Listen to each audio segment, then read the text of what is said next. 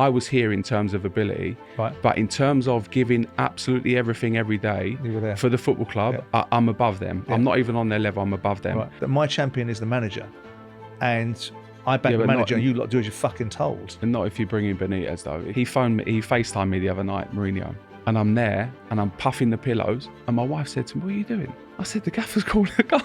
I'm shitting myself. I just remember standing looking over Moscow in my hotel. I was on about the 25th floor, just looking out, just asking why, like why then? Why did it start raining? Why did I slip? This is Up Front with me, Simon Jordan. I believe there are a lot of vacuous, uninformed, unchallenged opinions out there. I want to get to the bottom line and cut through the nonsense. So on this podcast with William Hill, I'm going to get people with strong views who think they can stand them up under proper scrutiny. There's a good chance I might learn something along the way, but more importantly, so might you. Joining me in today's episode, a Chelsea legend who led the club through an unprecedented era of success. He lifted the Premier League 5 times, along with 5 FA Cups, 3 League Cups, 1 Champions League and 1 Europa League. A serial winner, a stalwart defender, and for many, the ultimate leader. John Terry, welcome to Up Front. Thank you. Nice to see you, John. Nice to see you. Here's a fun fact for you. I don't know if you know this. You were out on loan to Nottingham Forest, weren't you, in 99-2000? And I bought Palace in 2000, and I put a phone call into Batesy and said, "Yeah, I'd like to sign that kid, John Terry." And I got, "Well, you can fuck off. He's a top player. He's not going to your club." Anyway, John, as I say, nice to see you. Thank Look, you. when we have these conversations with you guys, and you elite athletes and all the various different sports that we do, whether it's boxing, football, cricket, tennis, whatever else, one of the things we always try and establish is how you got and what you did and what your formative years were like. So you come from a background where your older brother was a footballer. Your father had a start in football but didn't get to be a professional footballer. Your background and your desires to go into football, was it always football? Was it always something you wanted to do? Yeah, from a very young age for me. You touched on my dad kind of playing. He'd played from a very young age as well, and played at a really good level actually, and had the opportunity, I think at the age of 18, 19, to go into West Ham. Right. Decided against it and went out with his mates and partied and kind of went down that route and decided to play kind of pub football and, you know, but at a good level still. So I think growing up with my dad, playing every weekend, me and my brother, I just remember from the age of 2 or 3, following him, being at his games, having a ball on the sideline, my dad going up to the bar after, and all of us kids playing football till 8, 9, 10 o'clock at night at the pub, go home, wake up Sunday morning, go again for another team. And being around my dad from a young age, I knew that's all I wanted to do and all I wanted to be. Was he very pushy? Was he very motivated for you to do that? Was it something that he saw an opportunity for you boys and ultimately was something that he hadn't done? Yeah, extremely pushy right from a young age, both on my brother and myself as well. And I think I had a little bit of an advantage going into this because in the age of 14 to 16, went into schoolboys and YTS, and my brother was a YTS at Chelsea, at Charlton. Right. And didn't make it as a first year pro. And just remember seeing the upset and the disappointment in that and how kind of mad my dad went at my brother around those times of my brother was kind of going out. He'd met a girl at the time and he was going to hers at weekends and all of that. My dad was constantly on his case. If you want to be a fucking footballer, you need to make sacrifices. Don't do this, don't do that. And it was a case of, wow. Then my brother didn't make it as a pro. Right. And then went to play for Dagenham and Redbridge at the lower leagues as well. So for me, going into that at Chelsea, definitely give me an advantage going, wow, I've got 2 years here going in at Chelsea. I need to make every sacrifice, give it absolutely everything in those 2 years. And I feel I've done that. So again, being around my brother and playing with his mates, which were 2 years older than me, I was a lot smaller, less physical. Right. I had to find a way to kind of compete against them really. So again, I think that helped me being around my brother and him failing. Your father pushes you, doesn't he? As you just discussed. And you were I'm seeing here that you had a bad injury when you were 12.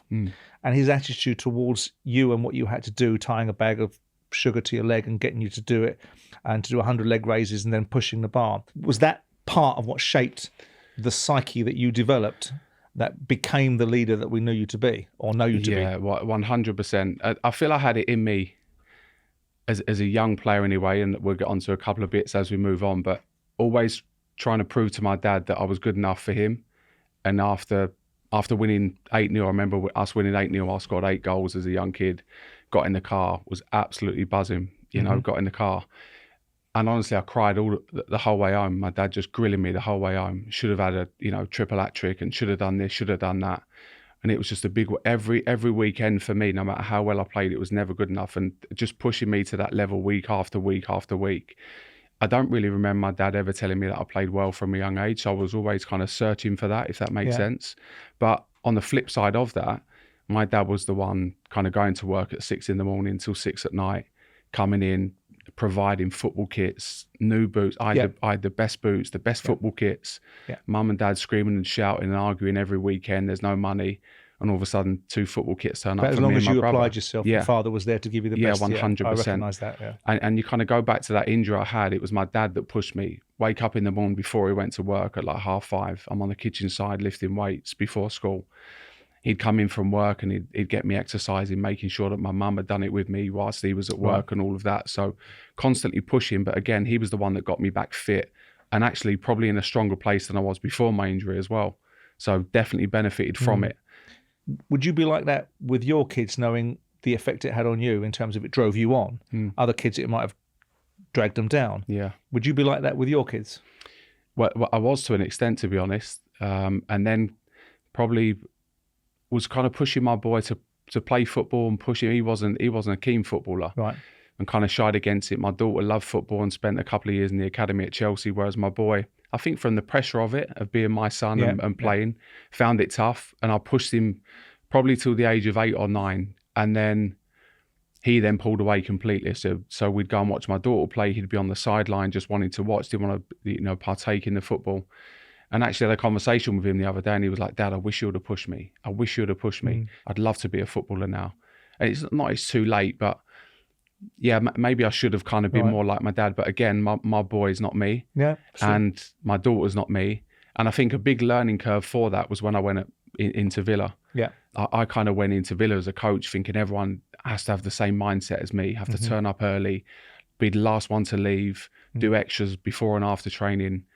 And then that's not the case completely. So, by the way, that's right though as well, isn't it? Yeah, if you want to be the best player. If you want to be 100%, you have to be. But also what I didn't really take into account, probably as a captain as well, and certainly as a coach, that there's a lot more in today's world that goes on with players and their families. This was during COVID. We had one player at the time that hadn't seen his wife or kids. He just had a newborn that was back home in a foreign country. He was here for 6, 7, 8 months without his family. And I said to the gaffer, we can't pick him. How can we pick him? He's been shit every day in training. And Dean Smith said to me, have you spoke to him? And I was like, why would I speak to him? He's been shit. Why? He went, go and have a coffee with him. So messaged him the night before, come and have a coffee in the morning at the training ground. Come in, and he just broke down. Hadn't seen his family. And for me as a coach going, fucking hell, how did I not see that? How did I not recognise that from the captain or whatever that was before? How did I not recognise that in somebody? We ended up giving him a couple of days off. He managed to get home and see his family during COVID, which was tough for him. Come back like a new player, and was brilliant for us after that. So it definitely opened my eyes to there's a million ways to skin a cat. If that Would that makes have sense. made you, with that level of insight, you'd have made a better captain if you'd have been able to see certain facets in other players when they were struggling? Yeah, I think so, because I look at De Bruyne, I look at Salah, that have gone on to be 2 world-class players that was in the building at the academy, in the first team with us.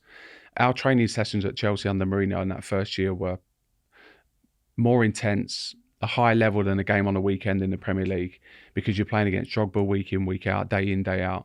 And these guys come in, they were way below that. Right. Now, as a captain, I look at that of going, I was on them, I was aggressive with them. It was the levels here, you need to be better, you need to train better.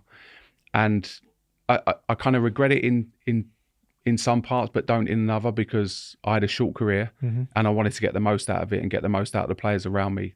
Did that have any effect on those 2 specifically? I don't think so, because they went on to do what they'd done. And without them kind of stepping away from Chelsea and going out and learning their trade at a smaller club and then coming back into the game, I'm not sure. But at that particular time, how Mourinho was and how we was as a group, they wasn't anywhere near. No chance. Was that you? Did that come from you, or was that the directive as a result of the culture that you were in? Was that sort of a Mourinho-esque approach? Was it an approach that you were encouraged to have with younger players, or was it just you going, I'm at this level, we're at this level, you guys need to be at this fucking level? Or was it something that was passed on to you to perhaps engender in the younger group? Well, I think Mourinho come in and definitely installed that in us as players and give us responsibility to demand from each other a lot more than we had done previously. And I think I'd seen Chelsea over the last 5 years before that of kind of be something or on the fringes of being a really good club. We were signing the likes of Franco, Vialli, Di Matteo, all these foreign players that were great for the academy, but we never went to that level where I felt we should have been. So when Mourinho first came in the building, the level was here, like I say, and I was so scared of it ever dropping or us going back to the old Chelsea, if that makes sense. So for me, I felt it was my responsibility to demand from everyone that come in the building and make it very clear from day one what Chelsea Football Club stood for. But have I got this right? You get an opportunity. You're a Man United fan, right? Obviously, you're from the south of England. No, I wasn't a Man United fan. Well, that's the rumour I heard, that you were a Man United fan. Yeah, that's the rumour out there, yeah. Not true? No. Okay, fine. Well, we'll dispel that myth then. But you had an opportunity to go to Manchester United. You go up there, from what I understand it, you're sitting in a car with Beckham. He's going up there to sign one particular contract. You're going up there to have a look-see and perhaps of a trial or some shape or description or a conversation with them. Have you gone from Man United, that their engines have started, the Premier League's starting to get going, they're the Premier League champions, and my understanding is that you choose to go not to Manchester United, you choose to go to Chelsea in the mid-90s that are not much. Why would you choose Chelsea over Man United, the biggest club in England that's winning the Premier League? So let's go back to West Ham. So I was at West Ham for 2 or 3 years before that. Jimmy Neighbour was our trainer. Remember Jimmy? I remember Jimmy Neighbour, yeah. Jimmy was a fantastic coach. And one night we turned up and we had a new coach for our under-13s it was. And I come away from the session and said to my dad, I'm not going back. So I left there, went to Arsenal for a year. And in this time, I was kind of floating between Arsenal, Man United and Chelsea. Arsenal had rolled out a red carpet for me. Man United had done the same. Yeah. And Chelsea didn't do anything. No, didn't do anything. Right. All they offered me was a pair of boots per season and my £2 expenses for getting the train from Barking to Battersea. Nothing else. I had Sir Alex Ferguson phoning my house, speaking to my dad, speaking to me on a weekly, monthly basis, checking in that I was going to school, I was doing everything right, I was training. It was incredible. When I walked into Chelsea, I knew Chelsea was the right club for me. Wow. And I just felt it was home. You know, you walk into a house and you have that feeling of, I'm I here. get that, yeah. I'm here for the next 20 years. I felt that at Chelsea. I don't know what it was because, like I say, we were training at Battersea Park. I had to get the train on my own from school. So I'd leave school at 4:30, get there for 7 o'clock, walk across the park on my own, get my £2 for the train fare home, which I never did. I pocketed that and bunked the fare.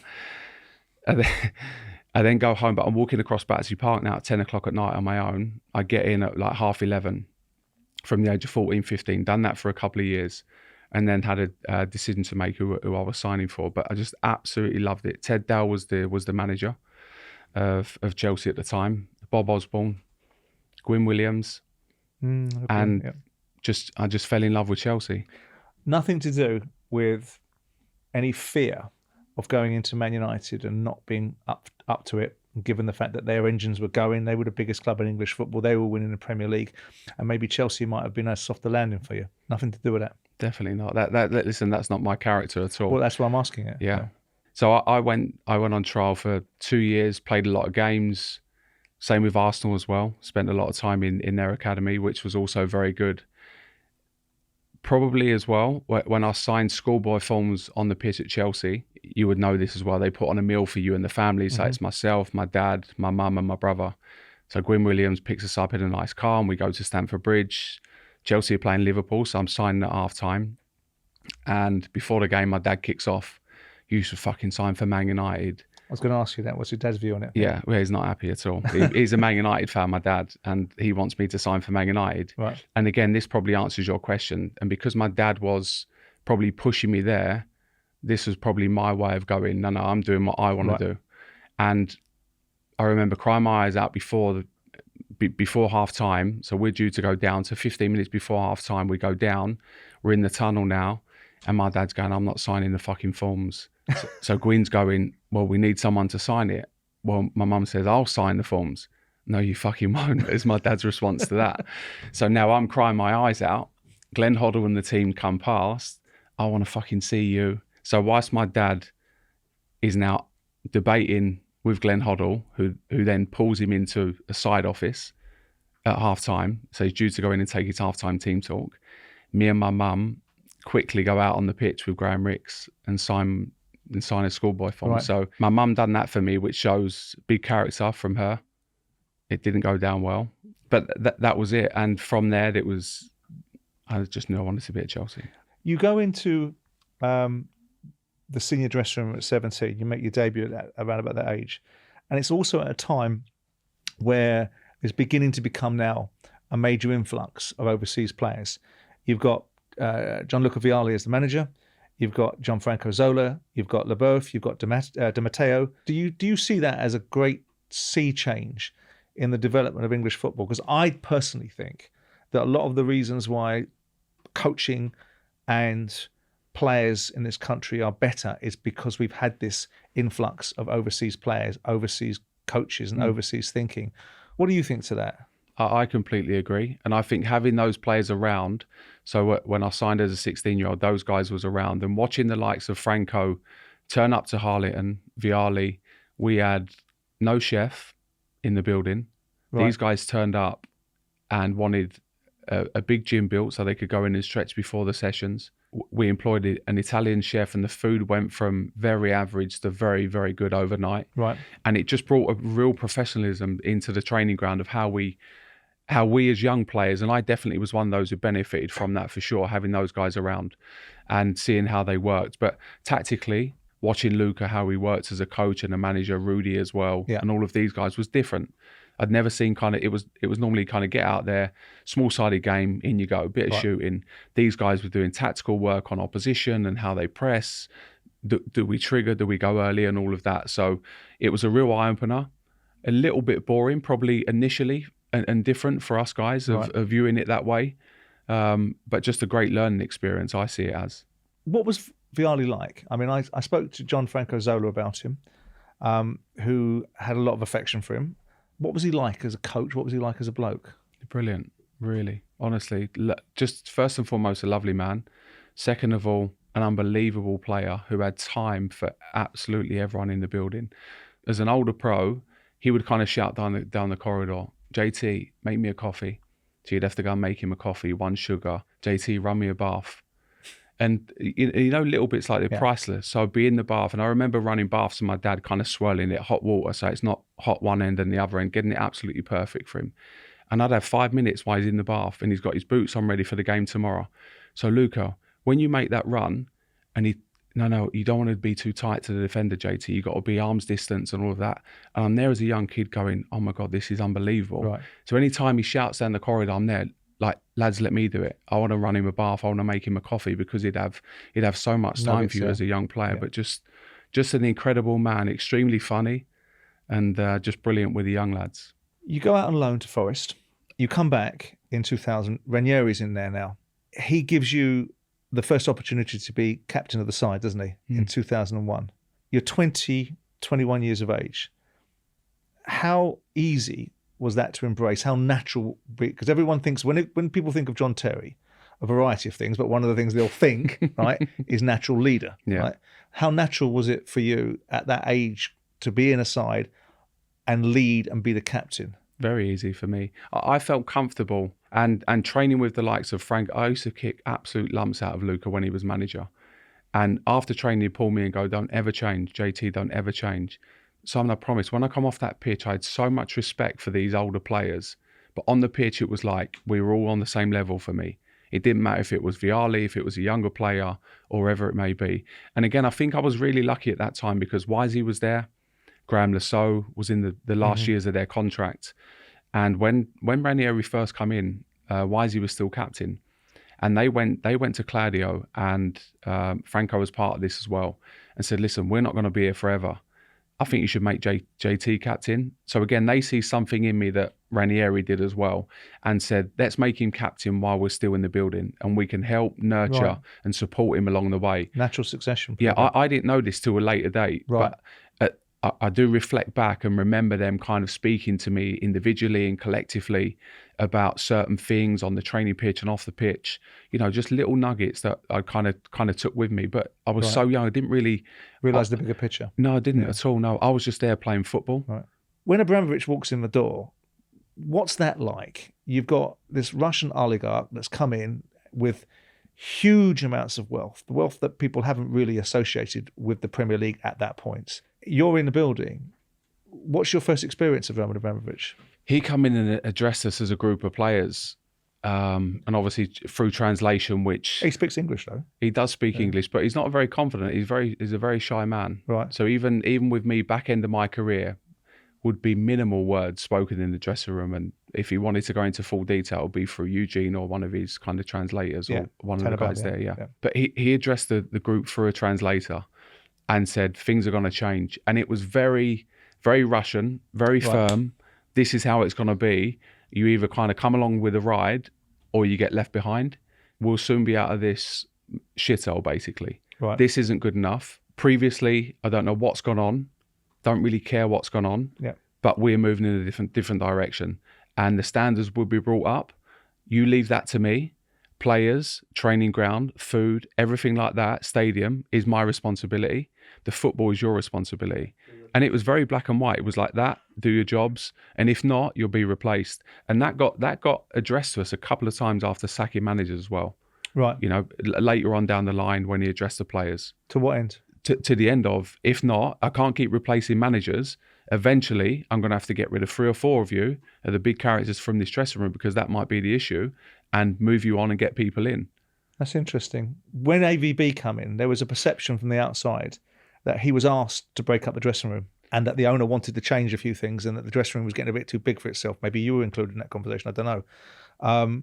And the perception is that AVB was a little bit sold down the river because he came up against player power. He came up against the strength of the dressing room, and Abramovich went the other way and pared back from it. Yeah, that surprises me of Roman, because if you've got, and he's obviously a very successful business. If you've got a good group of players like we had, you would know. So there's all these kind of rumours that player power at Chelsea was too big. It wasn't. It genuinely wasn't, because when I was there was managers in charge. So Mourinho was in charge. Anything higher than that, Abramovich was in charge. He was very clear as us group of players. Anything in the dressing room was my, Lamps, Didier, the senior players' responsibility to control that. Was very clear.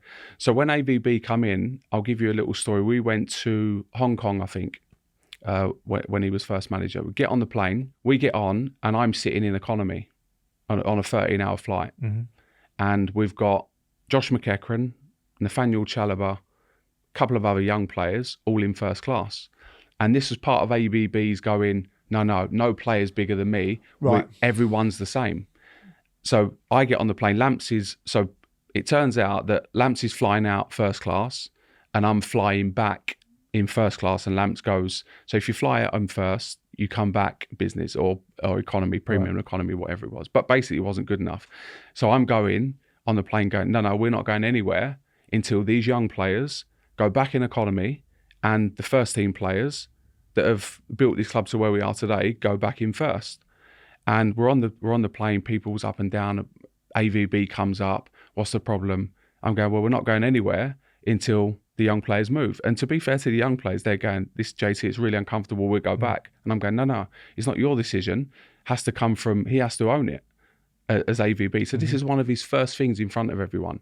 In the end, it spins, so all first team players fly first, younger players go back economy. That's how it should be. These younger players are striving to be where we've got. Yeah. And he tried to make a statement day one, and he fouled instantly because I promise you, the plane wasn't going. And if it was going, it would have gone without myself, Frank and Didier. Yeah. This litany of managers over the years, you have Avram Grant, you have Scolari, you have, we just mentioned AVB, you've had Hiddink, you've had Ancelotti, Di Matteo, your mate Benitez. This balance of power between the players and the manager, does it exist? Did it exist? I mean, we had John Obi Mikel talk about something the other day about you and Benitez wanted to bin you off, and they weren't having any of that, and the players pretty much overturned it. How's that work? How does the players overturn? Well, yeah, I mean, I personally believe and it might be because the scale of player was different, right? So I priced that into my thinking that my champion is the manager, and I back the manager, and you lot do as you're fucking told. And not if you bring in Benitez though. If who would have been your biggest rival? Oh, I get it. I get it. Benitez was always Liverpool. So when you come into the building, like you say, you get an opportunity very early to make an impression to the group. And his first impressions were at Liverpool, we used to do this and Liverpool this and Liverpool that. And so me and him were like that right from the off. Did he throw Benitez in to kind of liven you up? Yeah, test the waters a little bit, maybe. Didn't think it at the time, but looking back now, it was a strange move. But the question's about balance of power, John. It's about the balance between the players and the manager. If things aren't right and the manager's getting replaced, surely that means that the culture in the dressing room might not be right as well, and it's not really that prevalent what you lot think. Surely it's more prevalent what the new manager thinks. What you did before, you were quite prepared to hear Roman Abramovich tell you that whatever's gone before isn't what's going to go forward.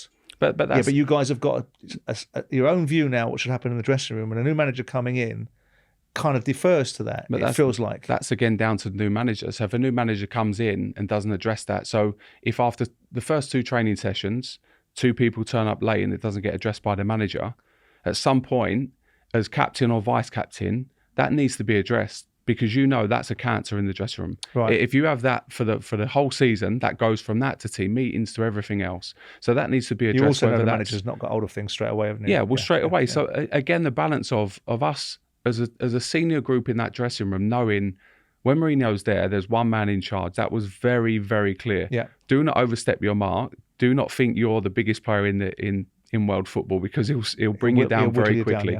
When Ancelotti was there, it was very clear in a different way that he was in charge 100%. With different managers, when Avram was there, we had to take control because Avram didn't want to deal with that and didn't know how to deal with that. We worked out a balance to the best of our knowledge and the ability to make Chelsea Football Club the best it could be on a yearly, monthly basis.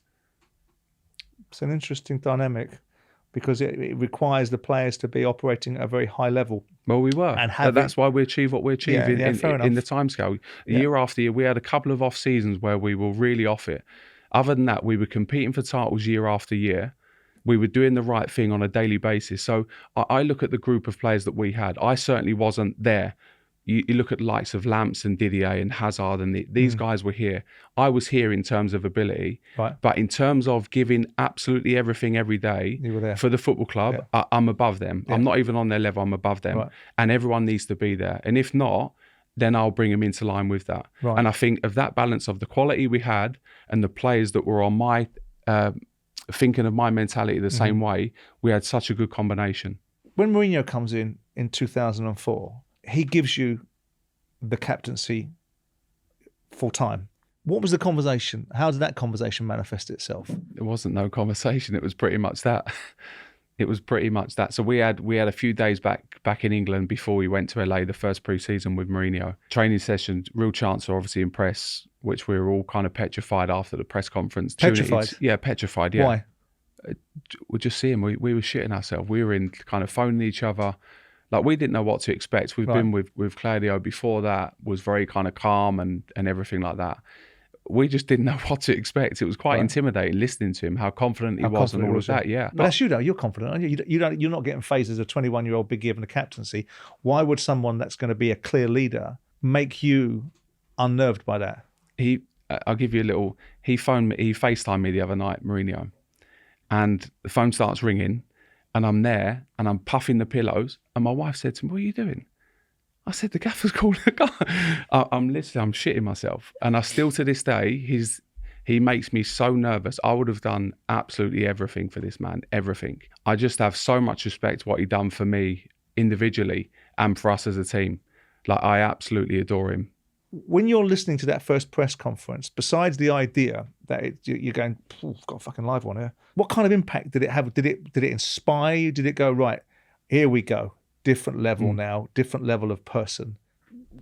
Walk me through that initial reaction to Mourinho? I'm a Mourinho fan, right? I get tired of the nonsense that I listen to from certain colleagues of mine in the media about what he is and what he isn't, right? And I still think he's an elite manager. I think everyone has their day, and the next generation comes along and nothing lasts forever. Otherwise, Stephen Hendry would still be the greatest snooker player around. Things change, right? One of your heroes, right? He's still the greatest for me. Well, yeah, maybe, but not in today's game. Ronnie O'Sullivan would have that discussion, wouldn't he? But your response to Mourinho and the call to action, because it's a call to action, isn't it? Yeah. I'm walking in a press conference, bang, lights are on.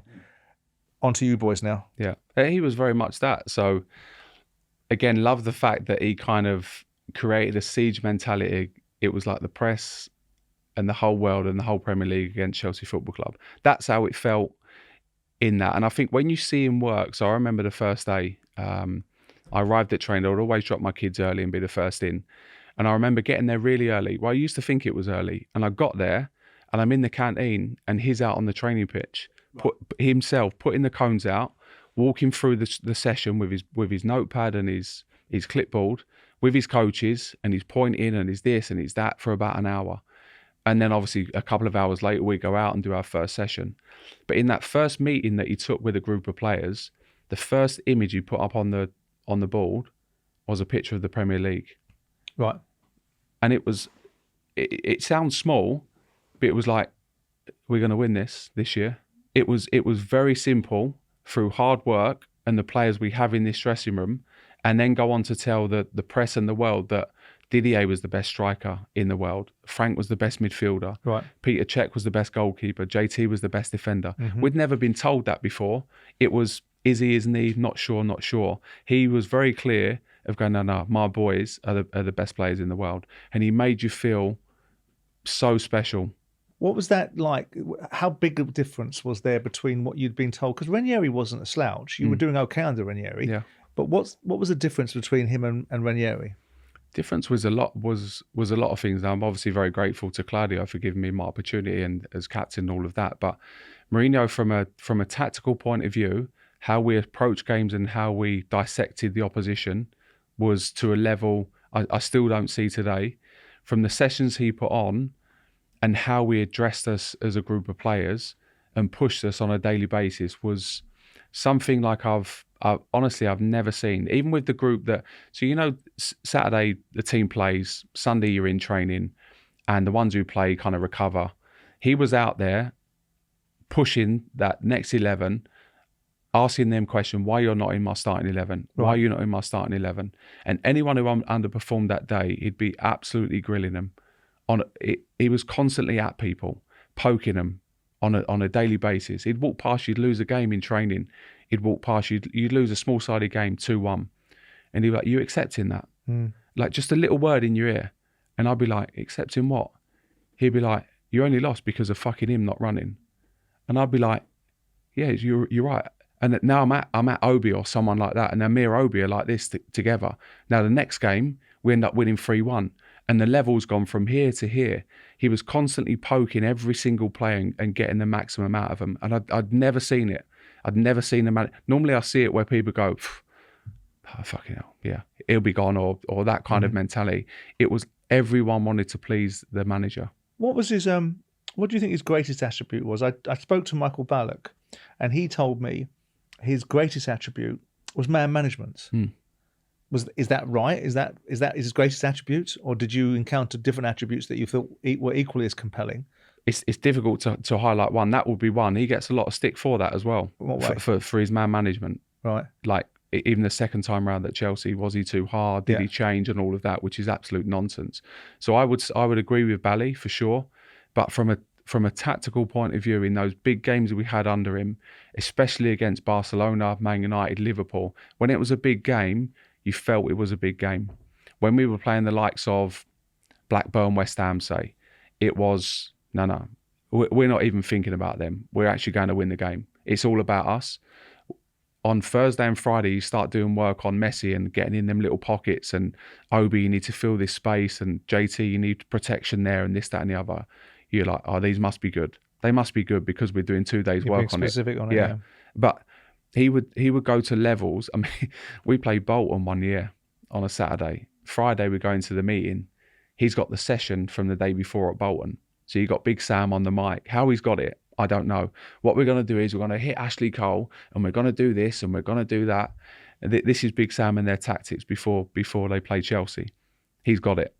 He was into absolutely everyone. The referees knew their name, knew their kids' names. Right. Everyone. He's an absolute genius. What was it like for you? I mean, you've got this image in people's minds that the top captains are aligned with their managers. What did he expect from you, and what did he demand from you, and what was that like in terms of being a captain as opposed to being one of the players?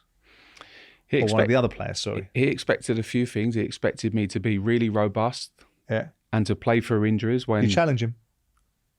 Did you challenge him? No, never. Never? Never. Did you ever think he was wrong? No. Because you're quite capable of telling people when they're wrong, aren't they? Yeah. Yeah. Yeah. That's an interesting one. No, but no, never challenged him. No. But did you think he was wrong at times? No.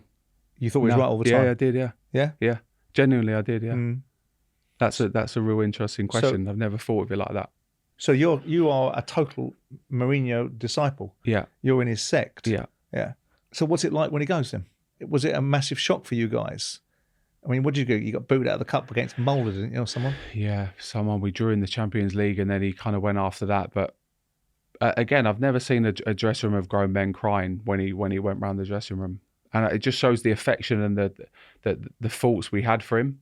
So it was a big loss, having someone again kind of telling us to do this, and this. We'd never really had to do anything on our own, if that made sense, going into games, because he was always so good and had everything covered. He was omnipotent, yeah. Yeah, absolutely. So yeah, it was tough and emotional. So do you think Roman was wrong to get rid of him? Yeah, I do, because I think what he'd achieved, if anyone deserves a bit of time, he probably did. Even though it's almost like an established wisdom now, isn't it, with Jose? He goes into environments, it's a 3-year burn. It's a 3-year mentality, and it's proven to be the case in his career. Not that he goes somewhere, 3 years, success, a little bit less success, then a problem, and then he's gone. Do you think that Chelsea would have been better for him staying? I think in the long run, yeah, I'd have to answer yes, just because of what he'd achieved in a short space of time then. I don't know what goes on behind the scenes with managers and owners. I don't know. At our time, we were thinking about the football side of it. We were certainly way off at where we've been from 04, 05, 05, 06 to where we were 06, 07. Right. That's for sure. So as a group of players, we understand that as well. We're not then getting together in the dressing room going, oh, thank God the manager's gone and we can now move on. No. It's a case of us actually dissecting, once the manager goes, of going, why are we in this position? Why has the manager been sacked? So as a group, again, taking responsibility for the manager being sacked is on us, effectively. Roll forward to Mourinho coming back in, Mourinho 2.0. Is it a different Jose? What's changed about him? I don't think he changed at all for me. I think as a generation, I think people were changing. Players, staff, and everything else around him. But does that mean he's not evolving with the times? But yeah, probably a little bit, yeah. Right. But why should he? When you've been so successful, why should you? Well, you have to. You have to. You can't say the same things. You can't say the things to players now that you could have said 25 years ago. I agree. I agree to some extent, but at the same time, it was basics of demanding from people in training. It wasn't kind of treating people wrongly or whatever that may be off the pitch. But I didn't see any change in him when he first come back, personally. Right. But I go back to a conversation. So I was in Portugal before he come back in, and there was rumours of him coming back in, and I got a phone call from him, and I was sitting there having a meal with my wife and a glass of wine, and he said to me, JT, I'm coming home. This was his words to me. All right. And you're my captain. Now, I was on the verge of crying. No, not on this one. I was on the verge of being forced out of Chelsea at this point for the Benitez one and all of that. Right. And I had I think 2 years left on my contract, and negotiations hadn't started, etc. And for him to pick up the phone and say, JT, you're my captain. Right. And regardless of what anyone else says, people in the club tell me you can't play 2 games a week. You're my man. Right.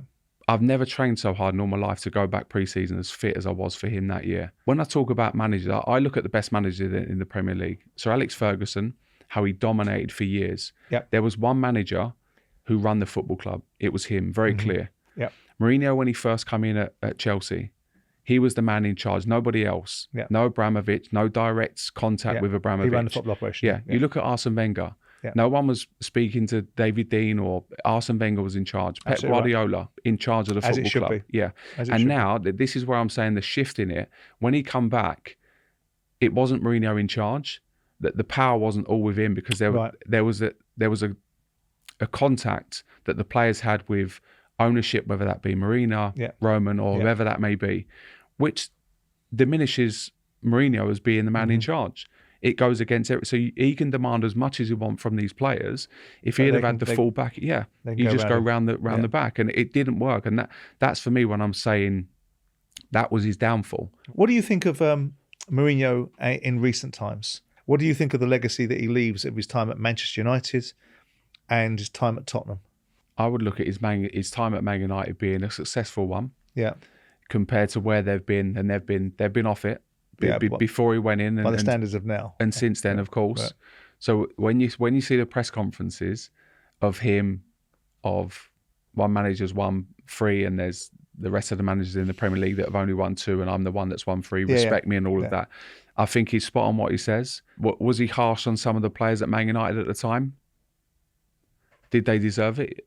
They clearly did, because he wouldn't say it otherwise. And you're seeing some of the effects of some of these players like Pogba and the direction of travel they've gone in. Yeah, but Pogba's, for me, it seems like from the outside a top player and got all the attributes. And you're saying managers have got to change and people have got to change to try and get the best out of the people.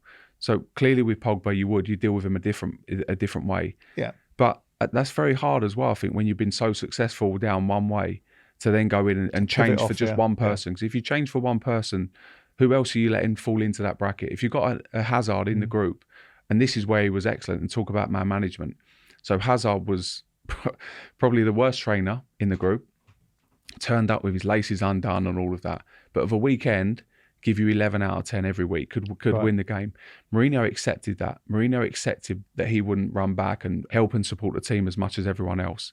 What he made sure that the other 10 of us had to do extra work for him, because he was that good. And he'd win the game for you. Yeah, he made that very clear to us. He's like, he's better than all of you. He'll win us the game, so you have to help him. It wasn't the other way of going, Ed, and you need to track back and defend in your own half, because it would have gone nowhere. He actually went the other way and said to us that you got to, Interesting, because that's a departure from Pep Guardiola, isn't it? Because Pep Guardiola makes players, Jack Grealish has changed as a player, isn't he? He makes them accept that there are some of all their parts, and if they don't do things that he wants them to do, they get themselves into a different team in a different way. I want to go on to the chasing of a European dream and the opportunities that Chelsea didn't get initially in the Champions League.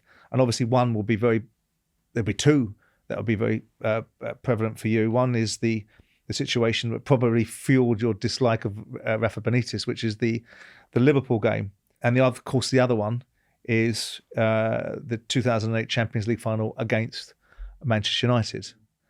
And I want to delve into the psyche, the strength of character, because this is a dark moment for you. You take a penalty, slip over when you take it, and the ball goes away, and Man United win the European Cup. You've got to come back from that. You've got to have the mentality to overcome that adversity. And I want to understand what that was like for you in the moments, post the moments, and how you got yourself back on points. Probably the worst moment in my footballing career, for sure. Still not over it today. I don't think I ever will be. And it's interesting because as a player, you have so many highs. Yeah. It's the ones you miss out on that stay with you longer. Yeah, I often reflect and look back on. So obviously that night we lose and go back to the hotel.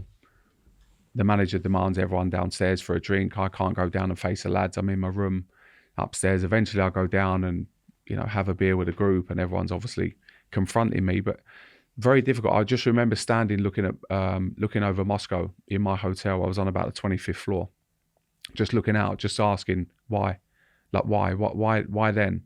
Why did it start raining? Why did I slip? All of these things that kind of go over.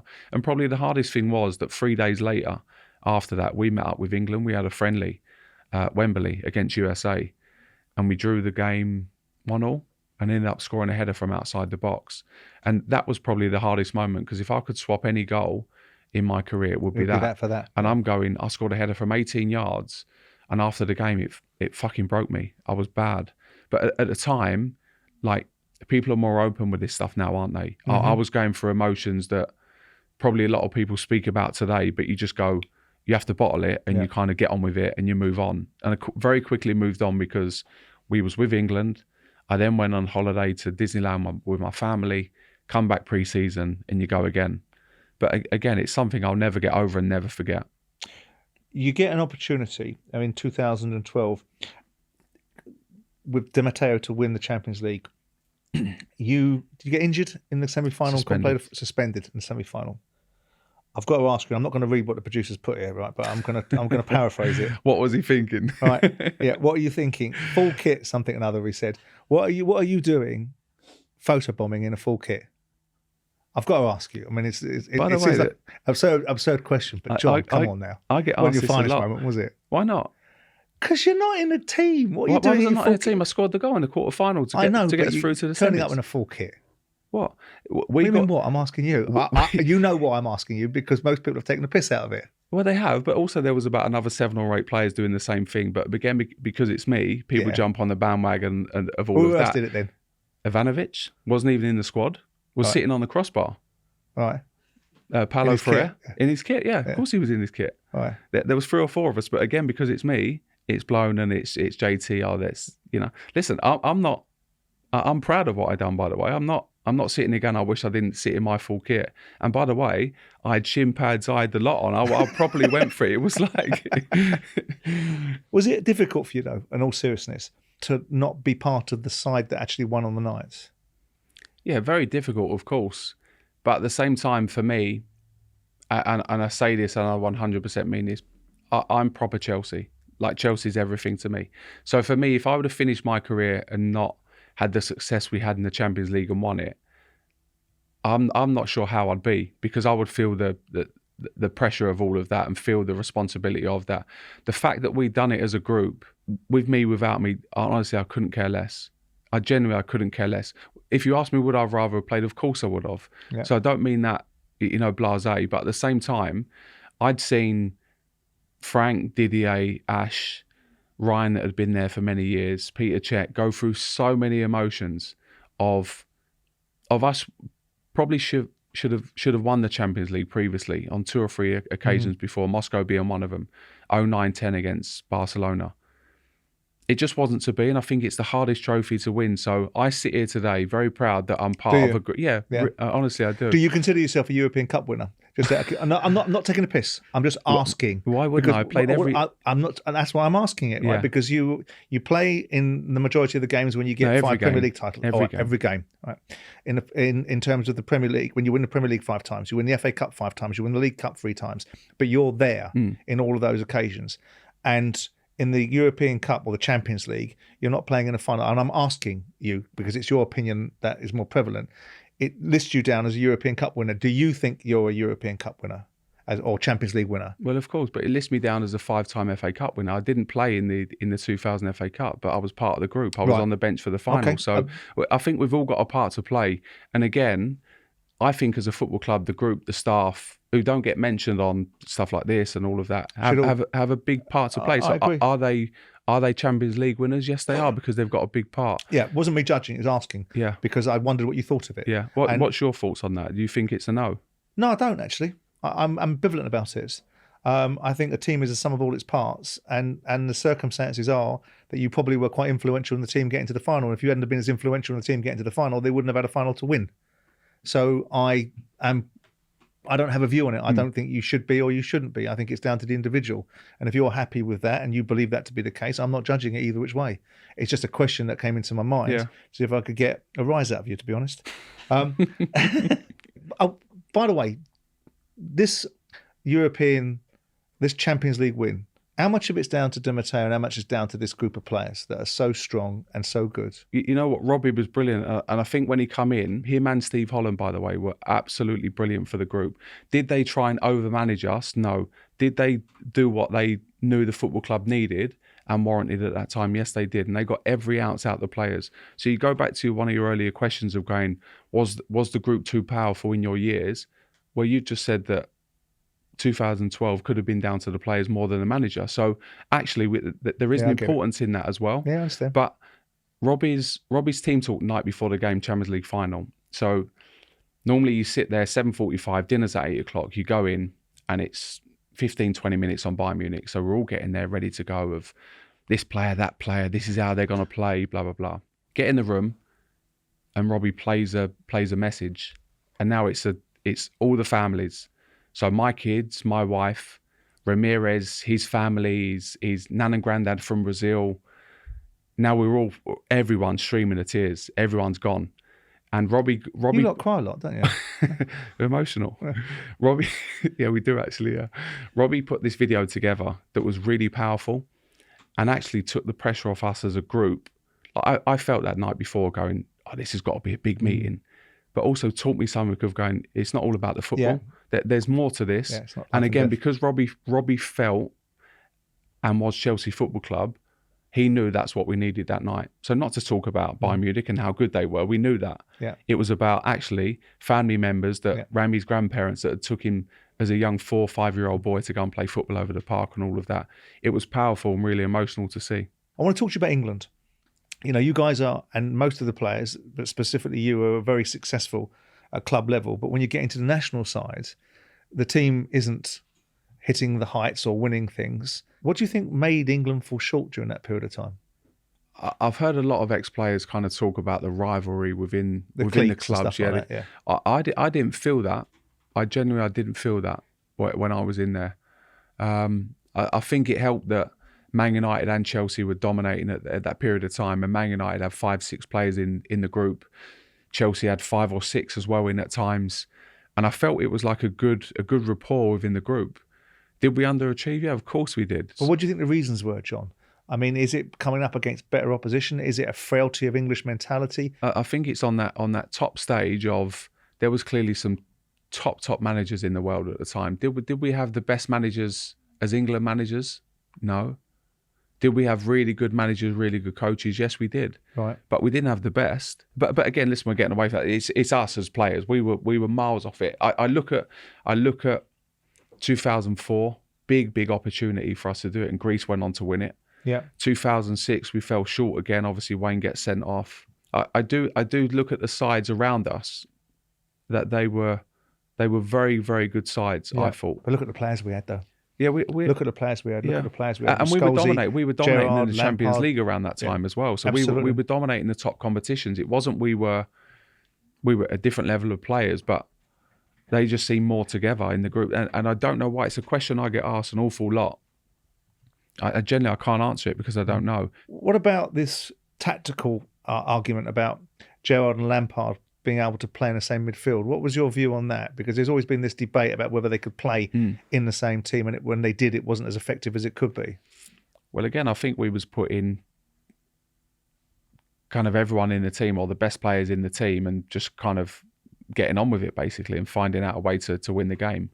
Which again, you go back to a Mourinho, and I always go back to him because for me he's the best. Yeah. And I look at him and go, he would have had the balls to drop one of them if he didn't feel the formation was working for the team. Whichever one that was, he would have gone a 2 in midfield with a pivot or whatever that may be, or a number 10 and 2 behind, 2 8s. He would have had the balls to go and do it. I'm not sure anyone else did, because clearly it wasn't working. There was a couple of games you played and we were getting overrun in midfield and needed to change things, but wasn't recognised. But you felt it as a player, you felt it on the pitch. You mentioned a moment ago about maybe not having the best in class of managers, and I would probably concur with you. I don't think Steve McLaren was the best in class of manager. I don't know what you he gave you the captaincy, so maybe you feel a sense of loyalty to him. Steve was an unbelievable coach, a really good coach. As a manager, was Steve a manager? I'm not sure at that level. Right. I'm not sure. But Capello was, though, wasn't he? What, a manager, you mean? Yeah, I mean, you just said the point that we didn't have potentially the best managers around, but Capello was a top manager, wasn't he? He was a top manager, but again, you look at Steve of going, fantastic coach, understood the players probably better than anyone I've been around, along with Sven. But Capello was a top coach, had the ideas and everything. Yeah, but you had the players. So again, it goes to the point I'm making about why didn't this generation? But then found a way to make it the worst 10 days of your life when you go away of England. Okay. And you speak to our generation of players, that's how they felt going away for these camps. Going away with England should be the best time of your career. It should be the best moments. It was difficult for the players. We wasn't allowed to do anything and all of that. So you look at the first game we went to. We played, won the quarter-final against Germany. We was travelling in suits, so we had an hour and 20 minutes on the bus. And all the players are asking, Stevie, speak to the gaffer about suits. We don't want to wear suits. It's hot. It's horrible. We had a deal with Marks and Spencer's. The FA say you have to do it because they've been paid by Marks and Spencer's. So again, would a Mourinho allow this to happen because they've got to deal with Marks and Spencer's? I know the answer to it. No chance.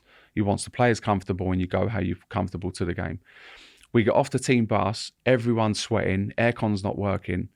We get off. There's Ozil, Closer. They're in shorts, flip-flops, looking $1 million. Our lads are like dripping of sweat. There's been hardly any water on the bus. Hour and 20 minutes to the stadium, loads of traffic. And you're going, someone's responsible for that. Whether that's the FA, whether that's Capello, whether that's... So us as a group of players, we're trying to address that before, but we can't. So again, if things need to be sorted, i.e. the bus or the travel, the attire that we travel in, it should have been sorted way before that quarter-final. It shouldn't be the day of the quarter-final. People should be paid to do those and make those big decisions at the right time. And again, you have those discussions like on the plane with AVB, you're not happy, you address it, the situation at that current time. What's your biggest honour, captaining Chelsea or captaining your country? As a kid, I would have said England. Now, Chelsea, 100%. Why? Just because the fallout of me retiring early. I've not got many regrets in football, if any. And retiring early from England is the main one for me. Like not reaching 100 caps. I was on the same caps as Wazza when I retired. I was actually on one more. And that still hurts. That special moment to walk out of my kids. I would have got there. But that was your choice though, wasn't it? It was my choice, yeah. But there's reasons behind that I can't go into. No, I won't dig into it too deep then. But when you look at the situation that you get stripped of the captaincy twice, right? You get reinstated. And then you have the situation with Anton Ferdinand, right? Which is well documented. Do you look at the way it was handled and think, because you were acquitted by the CPS, right? Yeah. Right. Did you think it was necessary for the FA to then pick up the cudgel and charge you? I'm trying to understand what your thought process was. The CPS have charged you. You've been acquitted, right? In the court so of at law. by the highest authority, you've been acquitted of something. Now the FA are charging you for it. What did you think they needed to have done that? No, they didn't need to do that. And also I had discussions with the FA around this, and I'll touch on this very slightly, but I had an agreement with the FA that acquitted in the court of law. It should be the highest standard. Yeah, absolutely, yeah. And everyone else would follow suit. And that was the agreement going into the Euros in Ukraine. So basically, to get me to play, that's what we agreed. Right. That was my deal with the FA. Signing anything, they refused to sign anything, but there was board members that backed me and would follow suit of the court of law. And once I was found not guilty, the FA decided to charge me and took me on a 4-day court hearing at Wembley. Why do you think that was? I'm not sure. I'm really not sure. Not sure, I just don't want to talk about it. I'm not sure. I don't know why they opted to go down that route, because I played in the Euros for England, gave everything, had a good tournament myself. I don't know whether it was the power or the pressure they was under. I don't know. Capello supported you through that period, didn't he? Because he reinstated captaincies over different issues. But he was privy to those conversations. And he was privy to those conversations. Why did you decide you retire from international football on the eve of the verdict being handed down? Was my understanding. The day before the outcome of the FA's disciplinary was going to be published, you stood down from international football, which leads me to the conclusion you probably knew what the outcome was going to be. Yeah. Right? Yeah. Why couldn't you, given your personality, given your ability to overcome most things in life and whatever challenges they've been, from controversies to changing from a midfielder to a central defender to not choosing Man United to whatever else you've come up against, you've come out on top, right? For overcoming missing a penalty in a Champions League final. And given what you just told me about the pride that you would have had for yourself and others around you getting 100 caps, why couldn't you have overcome that and gone, I'm going to overcome this because there's something more meaningful for me here than just my initial reaction to a set of circumstances? I could have overcome it, given a fair trial, again. And given the evidence that we had in the court of law, which was refused by the FA. So day one, we go So you into... don't think you had a fair No, I hearing didn't. in the FA? No. I go into Wembley on the first day, and my lawyers and myself demand evidence to be in that was in the court of law, and it gets refused literally blatantly. So we then have an hour's meeting outside of that. Board members are refused entry to come and give evidence, backing me and telling their side of the story, etc., all of that. So right from the outset, it wasn't going to be a fair trial, clearly. That they'd made up their mind, Simon, right from the outset, Right. in my mind. Okay. How many cases? 1,000? Mm-hmm. How many have they ever lost? One. Mm-hmm. Is it even one? I'm not even sure. I think it might be one. So did I feel like it was fair going into it? Did I want to put myself through 4 days of absolute hell again? No, I didn't. Would I have done if it was fair? Of course I would have done. Yeah. I stood there on day one ready to face it all again and, like you say, come out the other side of it. But it wasn't fair from the outset. So why am I going to put myself through it? I had a conversation with Chelsea. This is going to be my decision. They backed me, and I took the ban that come my way. Do you look back on it now with the regret that you didn't come back and say, right, well, that's not going to beat me? Is there a degree of reflection on that? I've never really thought about it, to be No, honest. okay. It was a time that was clearly very difficult for Anton and his family. Yeah. Clearly very difficult for myself as well. For me, it was the court of law is the final say. There's no bigger in the UK. So, But when you reflect back on the situation with Anton Ferdinand, and only two people know what really went on, right? You and him. When you reflect back on it, what's your thoughts? Is it regret? Is it recrimination? Is it a sense of unfairness? What's your overriding thought? well, I think it's a few things, and I've never really gone into detail about this, but I tried to make contact with Anton that evening after the game. I tried to make contact with Rio and their agent after the game, and I basically got shut down instantly from all of them. So that I think I knew Anton. We were mates, and I wasn't socially, but we knew each other. We always got on well. Obviously, got on well with Rio. We could have done something that was probably more powerful than what come about in the end, and that's probably my disappointment, because it's in the game, clearly in the stadiums and all of that now, that we need to get out for sure. We could have done something very powerful as a group of players, not only us but everybody else, I think, at the time. And since then, I've tried to speak to Rio, who doesn't want to talk to me at all. I've seen him on the beach in Dubai and refused to speak to me, and there's not much more I can do. I think it could have been addressed and could have been dealt with a lot better, if I'm honest. But he went for a very difficult time, like I did, and the outcome was the outcome, and the court of law. And the other one I don't really pay much attention about, to be honest, the FA one. But you would refute any observation that you were racist, wouldn't you?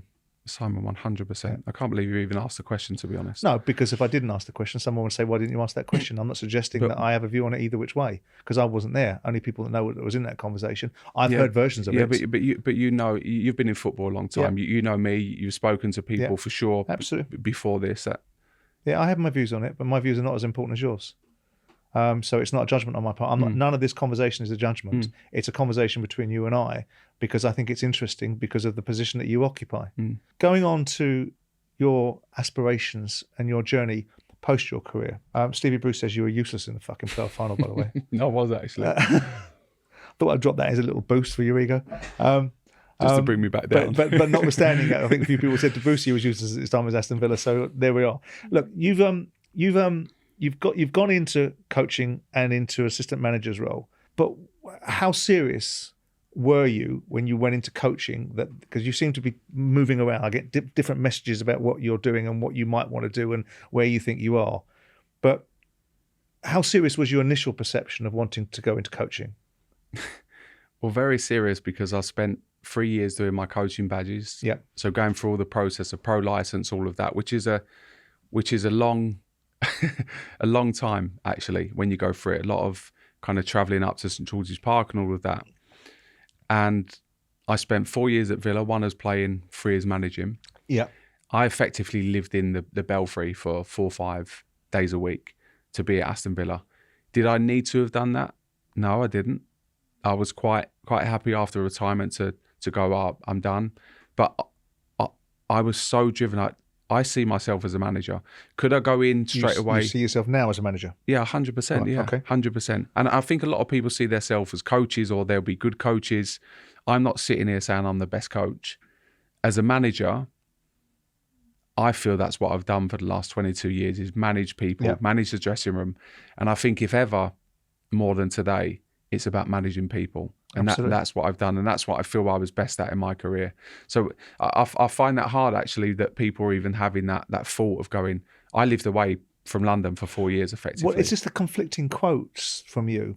When you talk about, you obviously were dean for 3 years, and you talk about the tremendous honour and the privilege of being at Aston Villa and the coaching opportunities there. You talk about the reasons why you left Villa, because it was personal circumstances. Then you talk about having left Villa, applying for 2 or 3 jobs, interviewed at Newcastle, interviewed at other clubs, League One club telling you they want to play like Man City, and that sort of stuff. But then this final quote that I don't know if it's chronologically reflective, but I'll throw it at you because it seems to be almost the defining statement, which contradicts what you've just said. So I've always seen myself as a coach in the long term. I enjoyed the coaching side of it, but I have to say there were better coaches than me. We had Craig Shakespeare and Richard O'Kelly at Villa. There were better coaches than me. I always saw myself as a manager, but I went for a couple of jobs and I left Villa, didn't get those jobs, got deflated with it. So I've just decided against it. That's you. So that reads to me like, fuck it, I'm not that motivated to be a manager. So it's a question in terms of what is the message. So let's just go back on that. So when I left Villa, obviously it says for family, I had to leave for probably the most difficult time in my career that I'll never speak about and will never need to go into. But at the time, we had to say that I left Villa for those reasons. Dean and Christian Perslow, the only 2 people that know, my wife and my 2 kids. That's it. And that's private, and that's your business, right? So come away from that, having been away for 4 years in a hotel, then come back and an opportunity falls on my lap that Newcastle want to meet me. I'm way out my depth, by the way, way out my depth. This was all new to me. So coaching, all of that, I was very comfortable. Yeah. Like I said, I'm not the best coach, and I'm not claiming to be the best coach. Paul said the same thing when he went for the Blackburn Rovers job. He said I was way out of my depth. I couldn't, I didn't really even want it. Went there, did what I thought was a piss poor presentation. Couldn't believe I got a phone call. Yeah. So you won't be the first to have said this. But this was my first real presentation. When I got the Villa job, I sat with Dean and we discussed football. And my brother used to play for him and all of that, so we knew each other anyway. I had the owners of Newcastle in my house that flew down in a helicopter, and we spoke. That they was actually meeting myself and Arteta and end up going with Brucey. Yeah. And I look back now, Jesus, some of the questions, some of the answers, I was miles off it. Didn't really think about it, but it was such a good learning curve for me. What? Give us a question and answer. Just about certain players, of what you do with this player who's been on the fringe, how you're going to get him back in and all of this. And it was like, well, I give everyone a chance, and the cliches, and it was like, well, no, we don't want him. We want him out. Yeah. And I'm like, right. But for me, then I'll do this then. Whereas a manager, I'm going, but I want every player possible, and it was just a really good learning curve. I'm glad I didn't get it because I was miles out my depth, but that kind of poked the bear a little bit for the next couple. So after that, I had a really, really good interview with Sunderland. So they just sacked Lee Johnson. They were sitting 3rd in the table, I think, in League One. In League One, yeah. I'd spent probably 2 weeks looking at games, looking at the team, the players, knew everyone. Had a really good meeting, come away thinking, oh my God, that's mine. Nailed it. That's mine there. Got on really well with the sporting directors and all of that. Got the message, went really well, just a little bit inexperienced. Mm-hmm. Same with another one, just no experience. So I'm sitting there going, how do I then get this experience? Like, to be honest, I didn't really want to go as low as League One, but I promise you, Sunderland was such a good. It's a big club. Sunderland was getting up that year. Big club, yeah. That's the one I feel that kind of got away, that would have given me a promotion straight away, and I'm on my way after that. So now I'm kind of not even getting phone calls within that to go and interview with teams, with owners, with all of that. Am I looking a little bit? I'm not throwing myself out there. And again, this is where a little bit of me as a character, should I be going, I want this job, and throwing my hat in? I'm a little bit like, if someone wants me, I think they should come to me a little bit. Yeah. Now, you've probably got a different view on that. But I just think where I've been and the career I've had, I'm not saying I want to manage Chelsea Football Club. Yeah, no, as a player. But also that still carries a little bit of weight. Of course it does. It gets you in the door. Absolutely. It don't get you a job. No, I know it doesn't. But then it's down to me then. Right. But after that meeting, it's down to me. It's on me. But the managers I've worked with and played under, I've learned so much, and you've got that wisdom to impart. Yeah. Right. Doesn't make you a manager though, because I get other people's intellectual capital doesn't mean that you've got the ability to deliver it. Listen, it's a real difficult one for me because I'm back home. I'm back in Surrey now. I'm in the academy at Chelsea working with the kids. I absolutely love it. I love being around these kids because any question they've got or any bit of, I've been there, I've seen it, I've done it. Yeah. It's on my doorstep. I love the football club. The most important thing I love helping these kids that are hopefully going to come through into our first team. Is it a great financial? No, it's not. Of course it's not. No, but you don't need the money. No, I know. But that's what I'm saying. For me to be able to sit there and choose I do that 3-4 days a week. I play a little bit of golf. I take my kids out for dinner after school. Yeah, but these aren't the things that made John Terry. No. The very characteristics that propelled you to the top of your profession. Yeah. But Simon, if you were to see me when I was at Villa, I'd done my badges. I was there coaching at Villa. So Dean used to get us in at 6:30 in the morning, be there at 6:30, finish the day's work, 6-7 o'clock, do my coaching badges from 8 till 10, sleep at the training ground in the manager's office you're fully sometimes. Committed. You're in fully committed. So giving everything and waiting for these opportunities when I'm in it. So I've got an opportunity to leave Villa whilst I was there to go and manage. I opted against it. I'm not going to say where, but it was a championship club, lower down the leagues. It's maybe one I should have jumped, but I was loving my experience. I didn't feel like I was ready. I look at the managers of my generation. I look at Lamps. So I know Lamps inside out. Yeah. Lamps articulate, very intelligent, unbelievable player, got a great football brain. Could I have gone in at Derby and done what Frank done? No.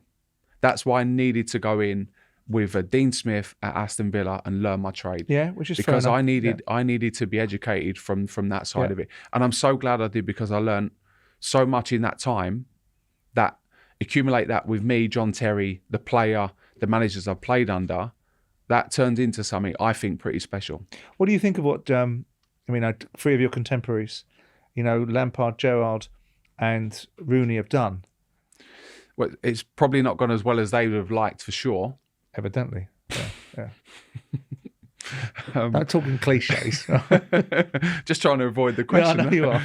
I think they'd be disappointed because I look at that generation. I think Lamps and Stevie were probably the two standout when you're playing of going, yeah, they'll be very good. Right. They'll be very good. Have they been? I think Frank's done okay, me. Do you? Yeah, I think Frank's done okay. I really do. I think his first spell at Chelsea, I think gets very quickly forgotten what he done with that group. No spending. Right.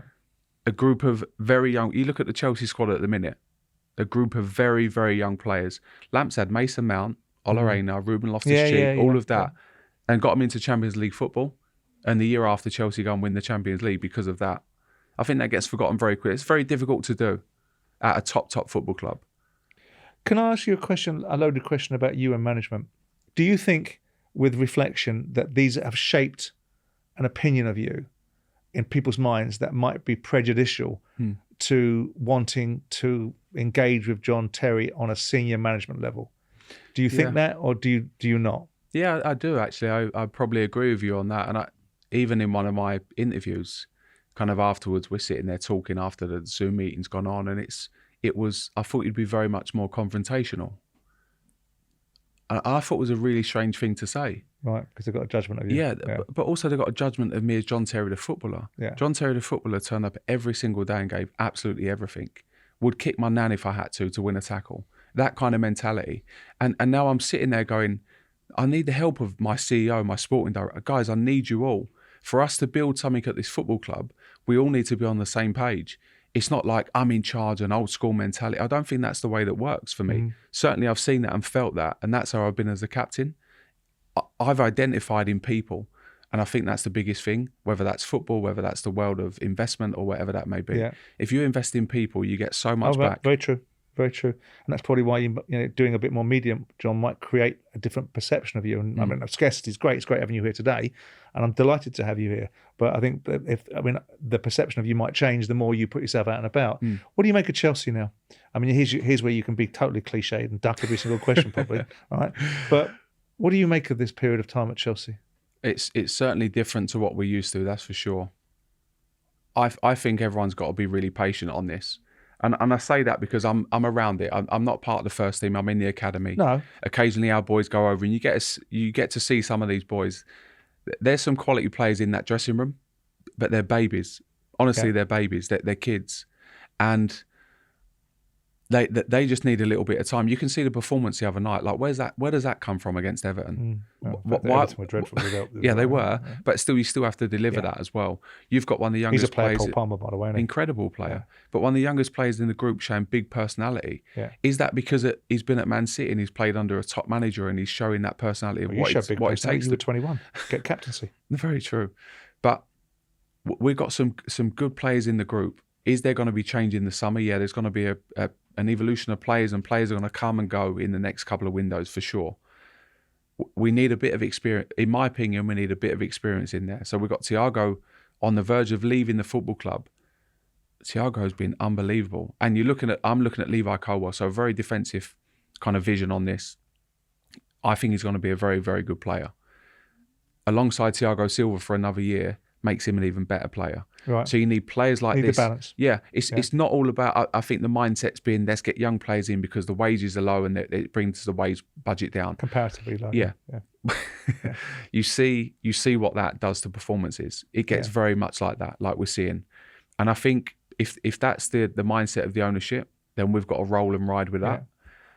Is that what Chelsea fans are used to? Will they accept it? Of course they won't. No. You've seen the turbulence there. You've heard it as well. They're not happy, but I think there's bits in there that I'm quite pleased with as well, and players that I'm actually happy that are at our football club. You're kicking the television screen the other day when they're grabbing that penalty and having a fight over it.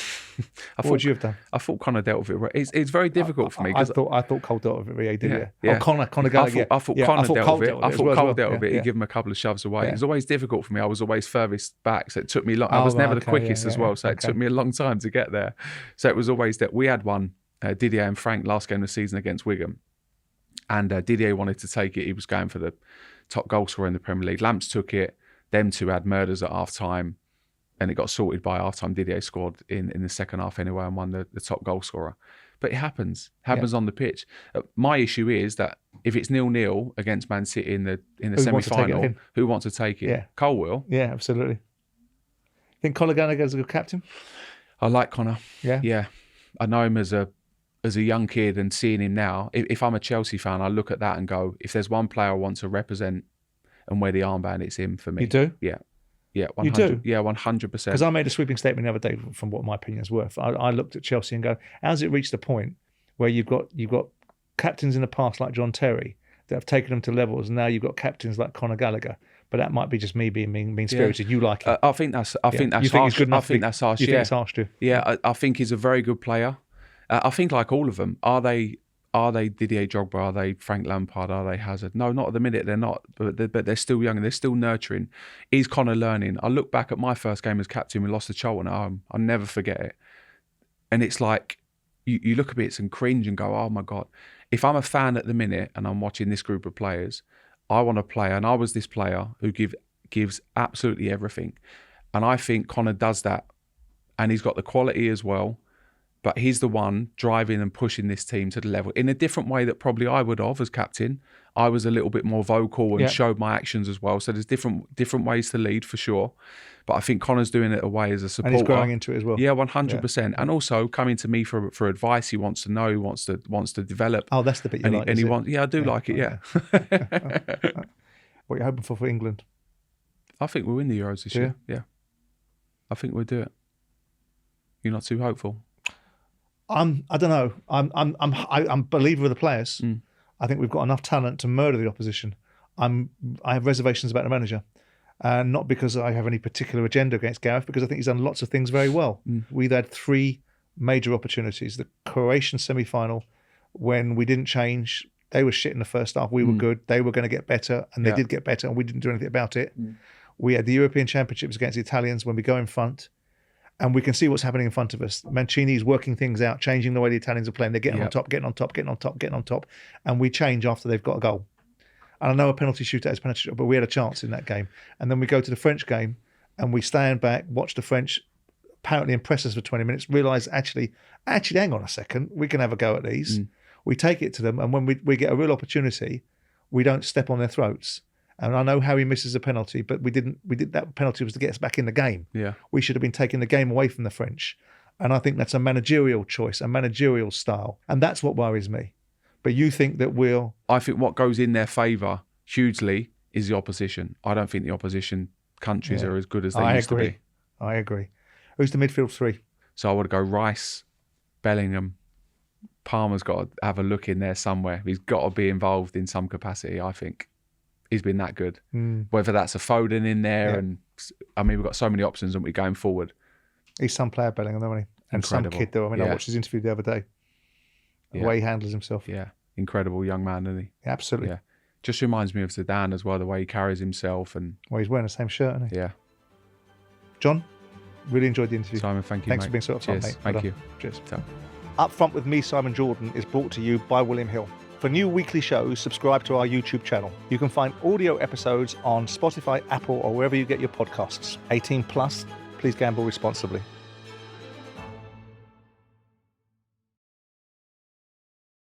I'm doing a new pod with... Do I have to hang on that credibility? I'm doing a new pod with Graham Souness and Troy Deeney. That sounds better, doesn't it? Yeah. Got any idea what you'll fucking say to that? I didn't know what would piss him off more. Troy. Yeah, no, do that. Oh, fuck it. Absolutely. No, he'd go fucking mad. Do He'd go that. mad. Absolutely. They didn't want to come after me. Do that.